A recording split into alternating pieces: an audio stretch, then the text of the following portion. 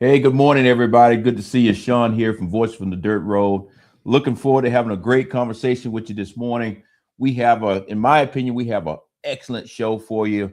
We're going to be talking about what is going on in the world of agriculture when it comes to fertilizer, when it comes to the drought that we are currently in, um, and how is that affecting all of us as farmers across the entire United States, but specifically here in the Southeast.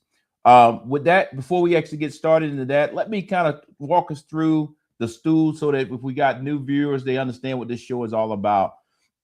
One of the things when we put this show together, we said we wanted to talk directly to rural America, but at the same time, talk to our brothers and sisters that live in the city to try to get a baseline of understanding of what's going on in the rural community and how is that affecting people that live in the city. With that being said, we work off a concept called the stool here. And that stool process, we talk about livestock of cows, chickens, hogs, whatever it is. We talk about livestock in that particular lane. Then we also talk about row crops. Row crops is cotton, peanuts, soybeans, you name it. That is the row crop lane. And that row crop could also be considered if for the people that are raising gardens and all those kind of things. So the people who actually produce the vegetables that you'll see at a farmer's market of something of that nature. And then over there on this other side, you can't really see it too well, is forestry. And forestry is anything that deals with our tree production. Those guys that have the fruit trees or specialty crops or anything of that nature. That is our forestry side. And then on top of all of those things fall up under the USDA, under that umbrella. That is the organization that no matter which lane that you're in, that we're all feed back into either NRCS office or FSA office. I know I'm using a lot of different acronyms. Next week, what I'll make sure is the team behind the scenes, when I rattle all these things, will be to put them on the screen to say, hey, this means this means that. So I apologize for that up front. It almost seems like I was in the military or something, how I'm just rattling off stuff.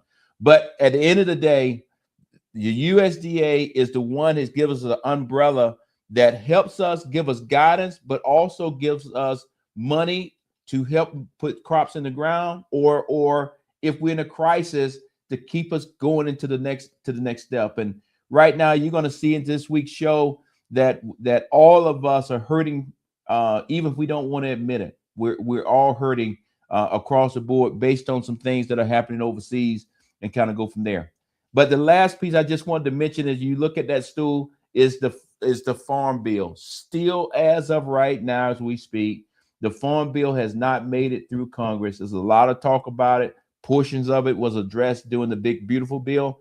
Some of those things are coming out, but because of everything that's currently going on in the world as a whole, we're not seeing the effect of it, good, bad, or indifferent. So we will stay laser focused on trying to communicate to the rural community, bringing your voice forward, but at the same time, communicating to our brothers and sisters that live in the suburbs and the cities throughout the United States to ensure that you understand where your food is coming from, why things are happening in a certain way, and linking those two worlds. So I look forward to getting your questions. I know I got to get better a lot of times on the comments. I don't actually see them in a timely manner. So everybody that loves to tell me good morning, thank you. I say that in advance. Thank you for that. And then we're going to also be looking closely as we go through this morning. If you got some questions pertaining to what we're talking about, I'll try to get it on the screen and address it. One thing before we get started, today I want to do one thing. If you actually just stick with me, my very first video is going to kind of become our baseline, because a lot of things are happening in the world when it comes to fertilizer, when it comes to diesel fuel, when it comes to anything that we use on the farm to produce the food that you actually eat in your house, or the meat, or whatever it is. Because y'all guys know that I'm a cattle farmer right here in Northwest Georgia. This week on my own farm, we'll talk about this more next week, but on my own farm, we actually just put out fertilizer. I will tell you, it cost me a lot of money to put that fertilizer out. and that fertilizer is going to be great. And I want to say the word is going to be great, but we hadn't received any rain yet. So until we get some rain, that fertilizer is not going to do anything. It's just kind of sitting out there in the grass. And when we finally get some rain, hopefully, right now my phone is telling me we're supposed to get rain on Sunday. So we pray that we do, because until we get some rain, it's not going to do anything. The grass is not going to grow, and it affects the whole cattle operation. So the things that we're going to be talking about today on a large scale is actually affecting me just like every other farmer, at least throughout this Southeast region and really all over the country. So with that being said, next week we'll spend a lot of time talking about my farm, what we're doing, because I got a little bit behind. I'm not going to lie to you on the farm. So this past week I've been spending a lot of time catching up on a lot of things, because in 2 weeks we actually go back into calving season. So we'll start our AI process. And this year, I plan to take y'all through that whole process, every step of it, good, bad, and ugly, and kind of go from there. But got a lot of great things going. We're going to do those things so that you better understand what's going on here on the farm. And then on top of that, overall, what's happening throughout the United States and really the world. But today, my first video is a little bit longer, so please stick with me. But I think this video will give you a very good synopsis of what's going on from the war over in Iran all the way back here to your neighborhood farmer and how those two things are connected. We only going to have 2 videos today, so I want to let everybody know that. So please pay attention to this very first one. The other one is going to be very short, but this very first one I think is the best news report that I've actually ever seen on the whole thing, to get a better understanding between what's happening in the war front and how is that affecting the farmers here on the ground. With that, I'm going to stop there. And team, just go on and play that video, and I'll see you in a few minutes on the backside. Welcome back, everyone. The war between the U.S. and Iran has sent the cost of some goods soaring, and caught in the crosshairs are none other than U.S. farmers. From the fertilizer to plant their crops to the diesel that runs their tractors, farmers are feeling pinched from all sides. ABC's Elizabeth Scholze was in Virginia, where there's real concern about the long-term damage this war can inflict. It's peak planting season at Coulon Farm in Bealton, Virginia.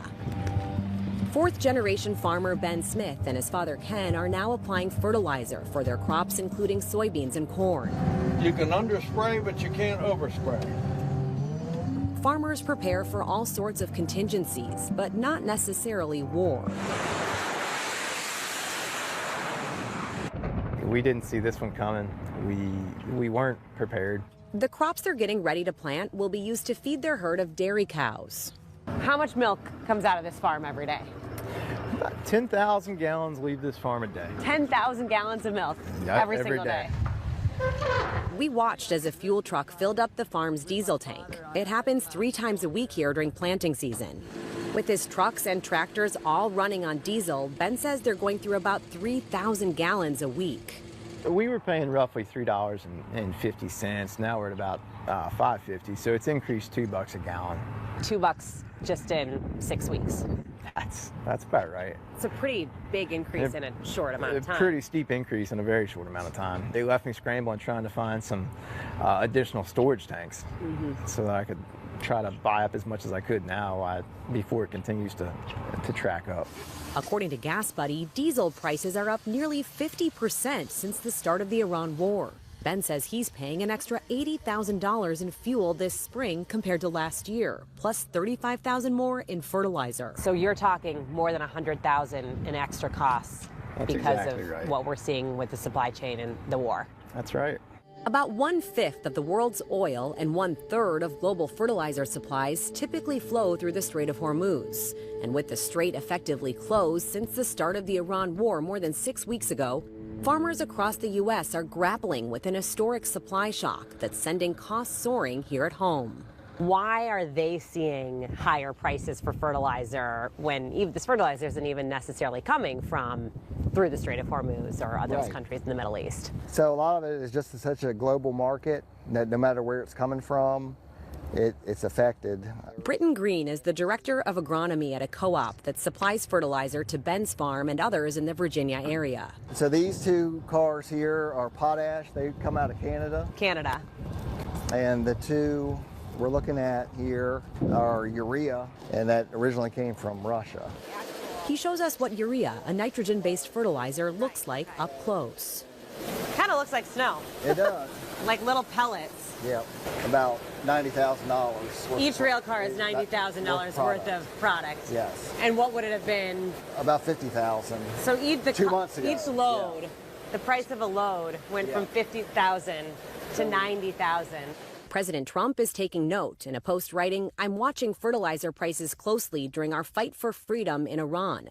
The United States will not accept price gouging from the fertilizer monopoly. American farmers, we have your back." Are you following like the president's posts about what's happening? Like, are you? Yeah, we're watching that closely because Yeah. whatever's posted can have a really big effect. For many American farmers, the surging costs of fertilizer and diesel are just the latest challenge for their bottom line. Last fall, the trade war left many farmers scrambling after China refused to buy U.S. soybeans. The White House stepped in with a $12 billion bailout. Now, Agriculture Secretary Brooke Rollins isn't ruling out more help from taxpayers. Everything is on the table. This president is convicted. He is resolute. He will stand with our farmers. He knows it is a national security issue. Do you blame the president's policies for what's happening here? No, I don't know who's to blame. I think it's just part of life and part of business. Ben Smith says farmers in his community are getting creative, turning to whatever cheaper fertilizer alternatives they can find, like manure, which is rich in nitrogen. For the first time that I can remember, we're actually exporting manure to a neighboring grain farmer. If you had a farmer come to you to say, we'll take this manure off your hands because fertilizer costs are so expensive, this is an alternative. That's right. A lot of consumers are looking at these rising diesel or other input costs and saying, well, does that mean soon I'm going to be paying more at the grocery store? I think that's going to affect all of us. Even my wife and I, we go to the grocery store and get our groceries just as well as anybody else. I think it's inevitable that that's unfortunately going to trickle down to the consumer. But for many farmers like Ben, price hikes in the grocery store don't always translate into bigger profits. There's been times in the past that milk has gone up in the grocery store and it's actually trended down here on the producer side. So just because consumers are paying more for groceries doesn't mean you're making more money. That's exactly right. In fact, we're usually not. This fourth-generation farmer is confident he can stay afloat We're going out the other way, aren't we? Well, we're going out this way. All right, fine. long enough to keep the farm running for the next generation. Legacy is important to me. I love what I do. I think there is no greater career choice for me than dairy farming, but there is some pressure associated with performing and keeping it going and being able to hand it off to the next generation in a better condition than when I got it. Well, as you can see there, like I said, that was a little bit of a longer video than we normally like to play. However, I think it captured everything that is currently going on in the world for the war, for what's going on with our farmers, and on top of that, how farmers are actually looking at the situation. Prime example, a couple of things I just want to point out there is the fuel costs, diesel costs. I think it's important. I know the ones of us that live on a farm understand that, but I think it's also important for our brothers and sisters that live in the cities to understand during planting season, those fuel trucks, depending on how much land that you're actually farming, could come to your farm every week and fill up your tanks.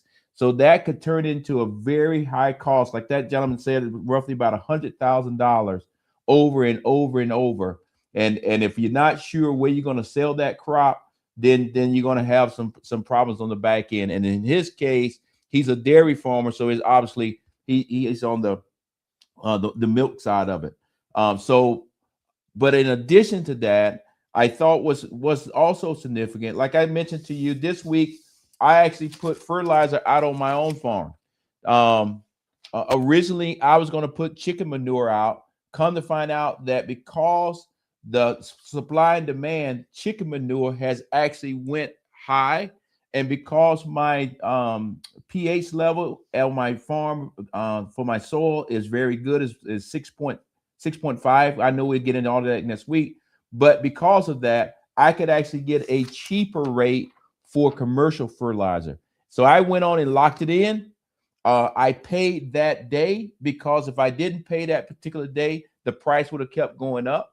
And I came out here and put it out on the farm myself. So we're having to make decisions where sometimes you would have paid 6 months from now or 3 months from now or a week from now. Now, if you're looking to get the best price or the best price that day, you get it, you pay for it, and you keep on moving. And then the last piece is where it talked about, because farmers now are in a pickle with what's going on in with the war in Iran.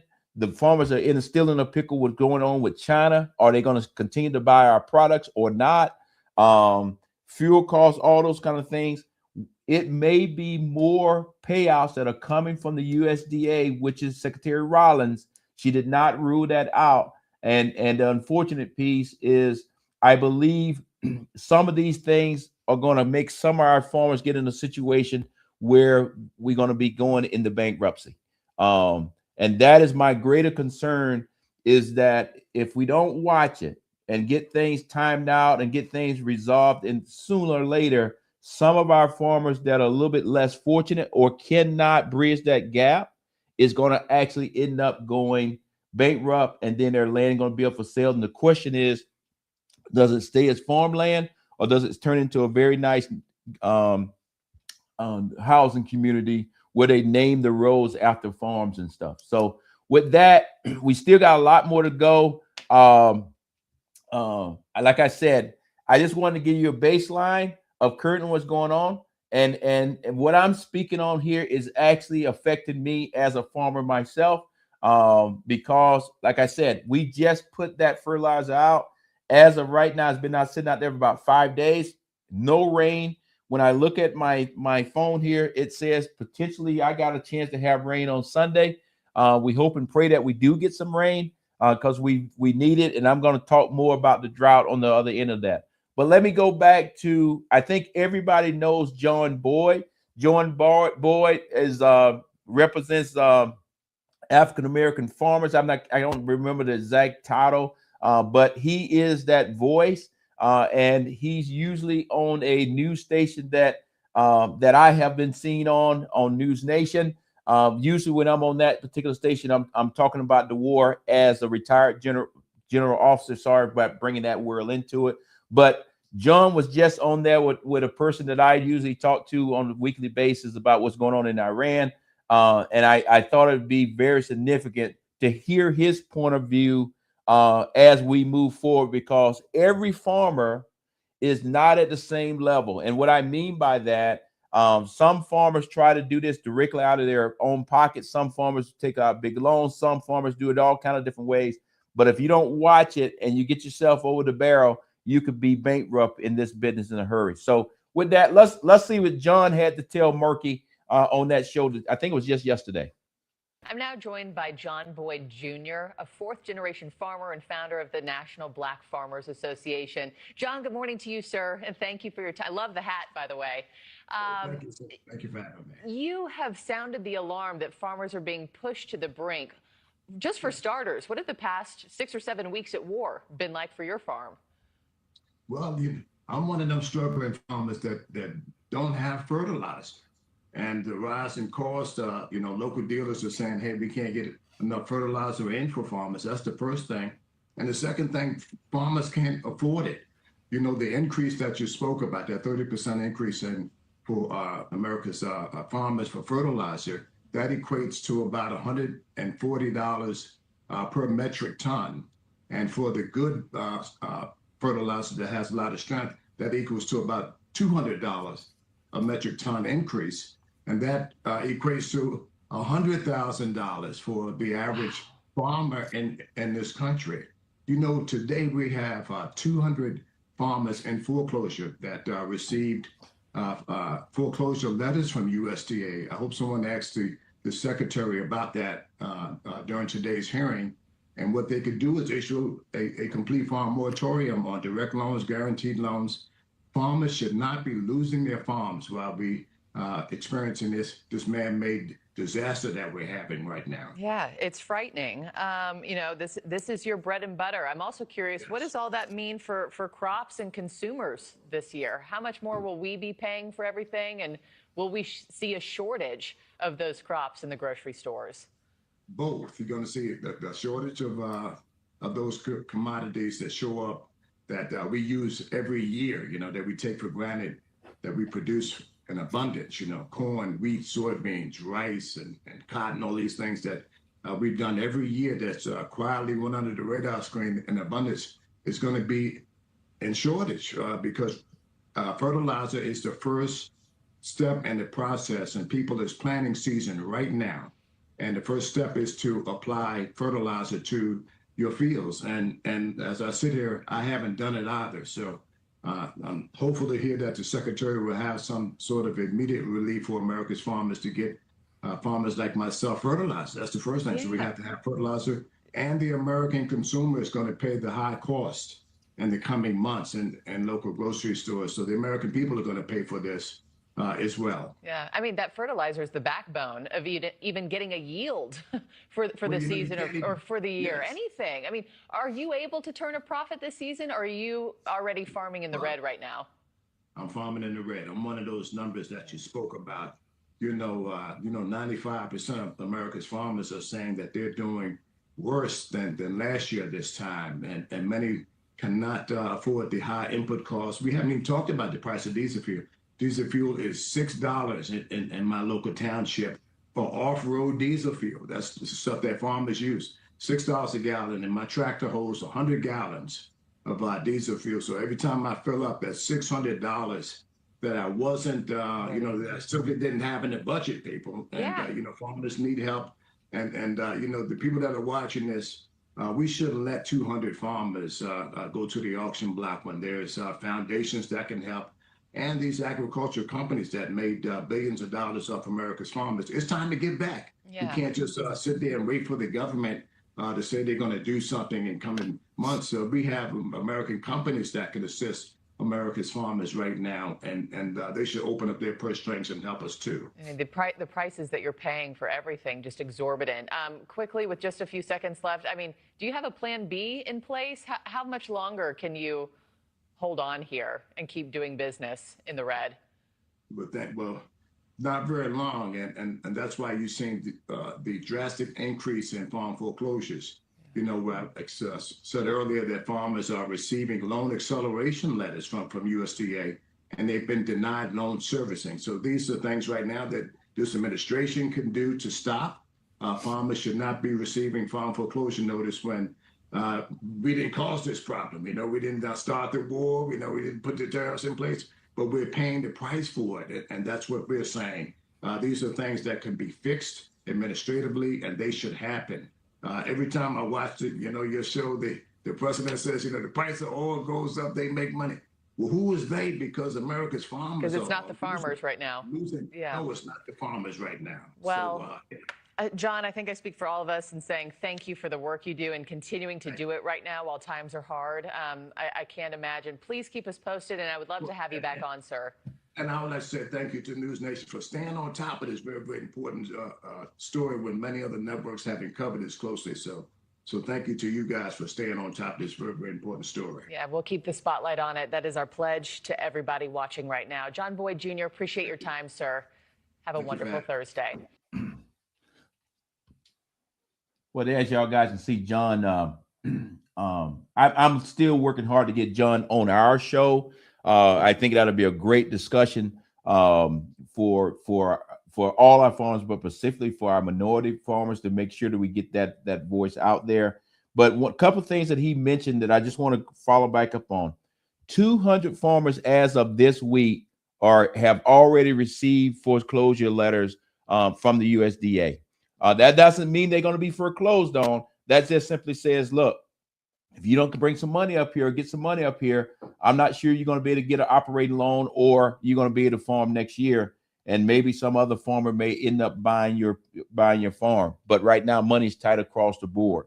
In addition to that, when he talked about off-road diesel off-road diesel, just to let everybody know, when you go to your gas station and you see where people fill up their car with regular gas or unleaded, and then they fill it up with diesel, that diesel there is not off-road diesel. That's the diesel you put in your trucks, cars, whatever you're driving. That is just regular diesel. Off-road diesel has a red dye in it, and that red dye is strictly for farm equipment. If you see a truck, sometime you're in the rural community and you see a truck that says a regular pickup truck and it says farm use or farm truck, and it's a diesel, then that truck can actually have the red dye in it, but it's strictly supposed to be used on the farm or when you're taking something to the town. And if you get caught using red dye diesel in your vehicle, you will be fined and you can potentially even go to jail. The last piece I just want to bring out that John mentioned, and it also was mentioned earlier in the earlier thing, is many farmers, just like myself, I did not buy my fertilizer in advance. That's normally not what we have to do. Normally, fertilizer is always there. You go get it when you need it. And usually you pay 6-7 months down the road after I sell my cows or after we do whatever, just like the row crop guys. So with that being said, right now, very few farmers here in the United States did the pre-sale on fertilizer. So they actually, now when they go and buying the fertilizer, they are buying it at a highest rate ever. And that input cost is killing them. And like John said, most farmers don't have a plan B. You either are going to be successful or you're going to fail. And there's no plan B. So we're going to stay on top of this, because I think as this war continues to play out, we're going to see we're going to get some easement from getting a deal done, or is the federal government through the USDA is going to have to start sending some money out to farmers to keep them afloat. We'll see. So let's transition right now, just real quickly, because that is the man-made situation that we were just talking about. That's 100% man-made. But in addition to that, now we actually have a national disaster that's actually going across the country. As y'all guys probably saw the news the other day, certain part of the country is getting massive rainstorms, floods, and all those kind of things. I saw that up in Michigan, where now they're getting a lot of rain, but at the same time, they have the snow melt, so they got places of the flooding. And then we have us down here in the southern part of the country, and we are in the middle of a drought. And with that drought being said, many of our farms are now starting to fill it. And what I mean by fill it is this. Like I mentioned, I already put fertilizer out. It won't do anything until it actually gets wet. So hopefully we get some rain on Sunday. But you know, the weatherman tells us we're going to get something, you get the exact opposite. So, but in addition to that, if I was a row crop farmer, it doesn't make sense to put that seed in the ground if it's not going to germinate anytime soon. So you got the input cost that's very high, but also you have a situation of that we're in a drought. Can you just put up the there you go. Thank you very much. I just want to take a few minutes and kind of talk through this. Yeah, make it big. They don't have to see me. Make it big. So this is how I keep up with it. I just wanted to show y'all guys, because this is very important. And we'll put the link after I finish talking. But you will hear on the news where they will talk about D3. D3 is exceptionally drought, extreme drought. As far as where I live, or the part of the country that we live in, we're not there yet. We are in what we call D2. D2 is severe drought, and it is listed by county. If your county is in a drought situation, then at some point the USDA may step in and give you some kind of assistance. But you're still going to have to make it through the course of the year. In my case, if we don't get any rain, we don't actually have any grass. Hence, if you don't have hay left over from last year, then you're probably going to start having to sell cattle just to be able to make ends meet. With that being said, Shelly, come back to me now. With that being said, in my case, or the cattleman's case, or livestock case, if you start selling things off, then as y'all guys know, our herd for the cattle herd is the lowest it's been since in the last 75 years. With that being said, if we in the middle of a drought, you don't have any grass, they don't have anything to eat. Now you got to sell it off. So we're back in that vicious circle of not growing the herd. We're getting smaller and smaller and smaller. And one thing none of us can control is the weather. So with that being said, that monitoring thing is the one that tells the USDA, tells the farmers that are you in a drought and how bad a drought that you're actually in. And if you're actually in one of those particular categories, perhaps later on in the year, USDA will send you some kind of little small check to help you get back on your feet for the following year, or help you where you can buy some additional cows. Shelly, will you put that link back up again? I know it went quick. And I would ask you also to put it into the chat so that people can pass it to their family members, because this is not only talking about our farms. This is actually your county could very well be in it, and you live in Atlanta, Georgia. Okay, so this actually affects every last one of us. If you live in a city, I know some cities tell you how much water you can actually put on your grass, where versus out here on the farm, some of us have irrigation systems, but all of those things cost additional money. So I just wanted to make sure that they know exactly where to find it and kind of go from there.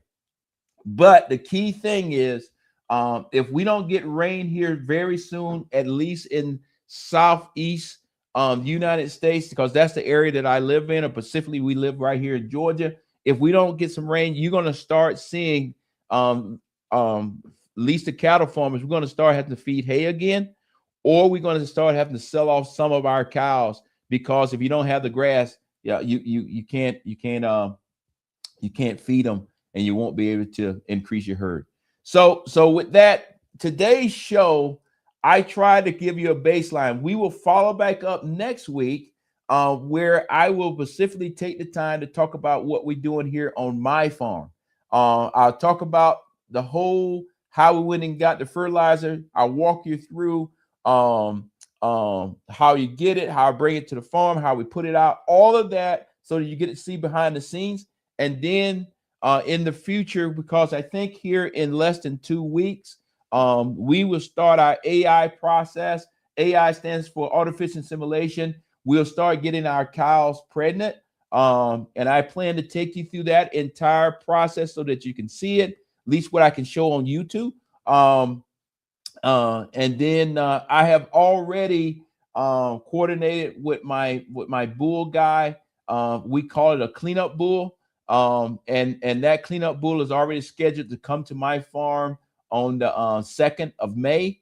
And so the same morning, we'll get the cows pregnant that morning. We'll attempt to get them pregnant that morning. The bull will come that afternoon, and he'll be here for 60 days. But we will put together those particular shows because I want to make sure that when you hear farmers talking about the AI process, when you hear farmers talking about bringing in a cleanup bull, that you can reference something back and say, okay, I clearly understand what we're talking about. And plus, this show is not only for the people that live in the city or live in the rural community. This show is also for those farmers that are maybe kind of new to the game or have been around forever and say, you know what, I want to see some new techniques.